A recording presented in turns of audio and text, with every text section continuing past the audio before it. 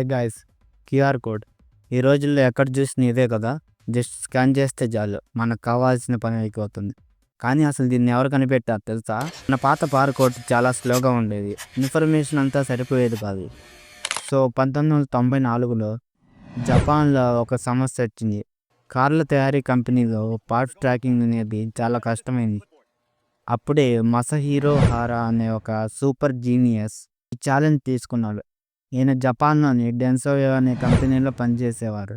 ఎక్కువ డేటాని ఫాస్ట్గా స్కాన్ చేసే కోడ్ కావాలి. దానికోసం ఈయన గో బోర్డ్ అని, అంటే గో గేమ్ బోర్డ్ అనే ఒక గేమ్ ఉండేది, దాని నుంచి ఇన్స్పిరేషన్ తీసుకున్నాడు. గో గేమ్ బోర్డ్లో ఉండే ప్యాటర్న్స్ని, వాటి పొజిషన్స్ని అబ్జర్వ్ చేసి 3 కార్నర్స్లో ఉండే ఆ ప్రత్యేకమైన ఫైండర్ ప్యాటర్న్స్ క్రియేట్ చేశాడు. ఆ 3 ప్యాటర్న్స్ వల్లే క్యూఆర్ కోడ్ ఏ యాంగిల్ నుంచి స్కాన్ చేసినా అది ఫాస్ట్గా డిటెక్ట్ అవుతుంది. అందులో ఆల్ఫా న్యూమరిక్, కంజి, హిరగానా ఇలా బోల్డంత డేటా స్టోర్ చేయొచ్చు. అందుకే దీనికి క్విక్ రెస్పాన్స్ అని పేరు పెట్టారు. దాన్నే మనం షార్ట్కట్లో క్యూఆర్ కోడ్ అని పిలుస్తాం.